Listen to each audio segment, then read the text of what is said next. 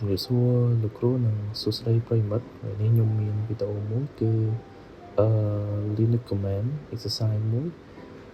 ដោយខ្ញុំមាន3 part គឺ part ទី1 package management ទី2 pipe redirection និងទី3 firewall exercise ខ្ញុំធ្វើការ SSH មួយដោយមុននឹង SSH យើងអាចវាយ command IPA ដើម្បីស្គាល់ IP របស់យើងរួចយើងទៅ Windows យើងចុច start key មកយើងប្រើ terminal នៅក្នុង Windows យើងមួយណាក៏បានដែរប៉ុន្តែខ្ញុំជ្រើសរើសយក PowerShell ខ្ញុំក៏ចុច enter រួចទាញចុះមកក្រោមយើងមើល IP របស់យើងខ្ញុំវាយ command SSH ឈ្មោះរបស់ខ្ញុំរួច IP របស់ខ្ញុំបន្ទាប់មកយើងបញ្ចូល password អូខេបន្ទាប់ពីបញ្ចូល password រួចយើងវាយ key control L ដើម្បី clear អូខេយើងអាចវាយ command who am I ជាក់ថាយើងជាណាគេហើយយើង printing present work directory របស់យើងគឺវាយ command pwd គឺយើងនៅ home ហើយឈ្មោះserver របស់យើងអូខេ part 1នៃ package management របស់ខ្ញុំនោះគឺទី1យើងអាចវាយ command update យើង update package list របស់យើងដោយវាយ command sudo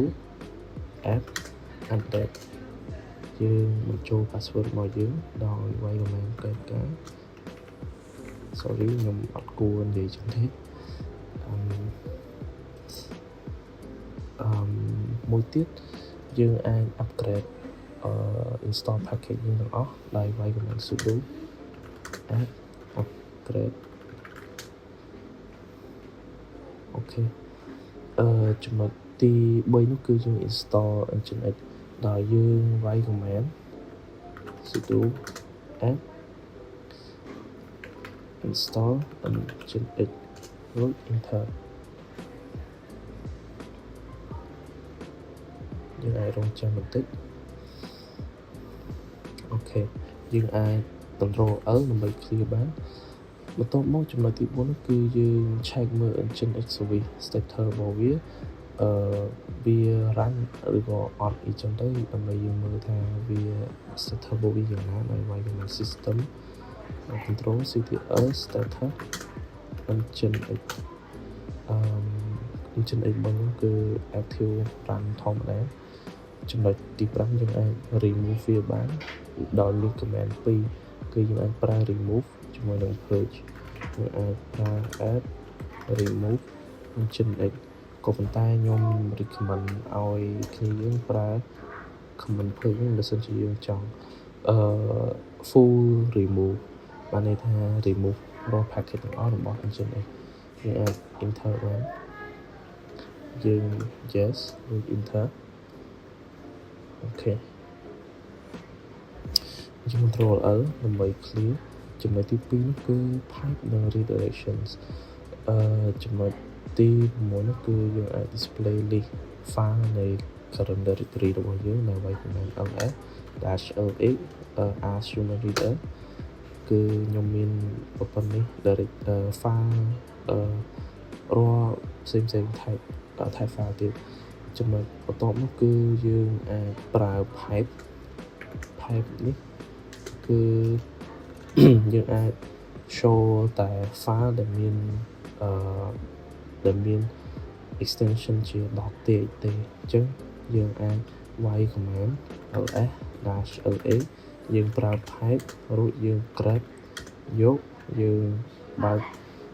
terminal 2យើងអាចចុច1 txt រួចយើង enter គឺយើងមានfile ជាប្រភេទ .txt ដូចនៅខាងលើអញ្ចឹងអូខេចំណុចបន្ទាប់នោះគឺយើងប្រើ pipe ដើម្បី search រកសាររបស់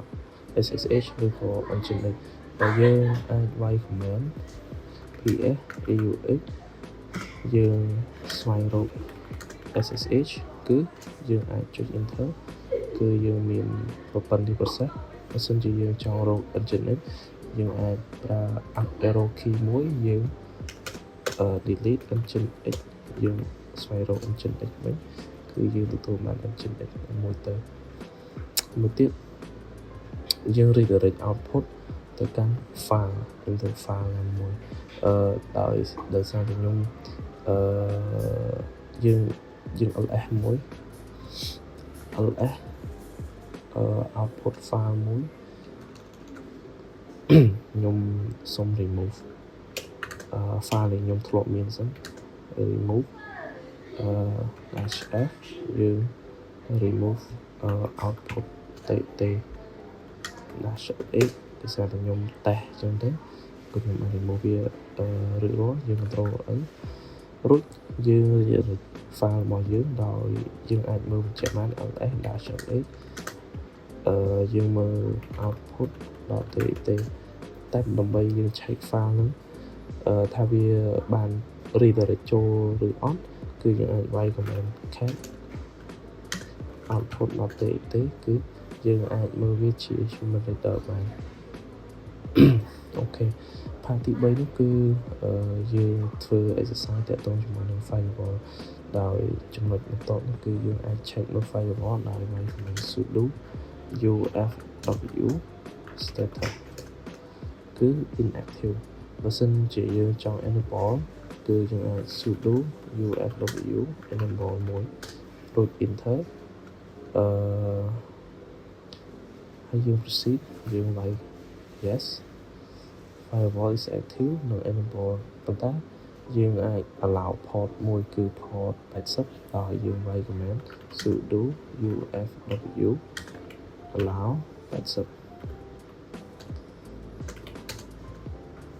អូខេបន្ទាប់មកយើងallow SSH មួយទៀតហើយវាយ command uf allow SSH បន្ទាប់មកយើងអាច check មើល status របស់យើងដោយវាយ command sudo ufw គឺ status គឺយើង allow ប៉ុណ្ណឹងផតបាទ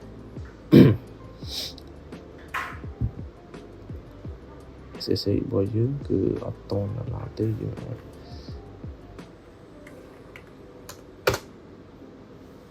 អូខេគឺអត់ត្រូវទេអូខេ allow រួចរាល់ allow ឲ្យអស់ហើយអូខេការងាររបស់ខ្ញុំគឺមានតែប៉ុណ្្នឹងអរគុណច្រើនសម្រាប់ការទស្សនា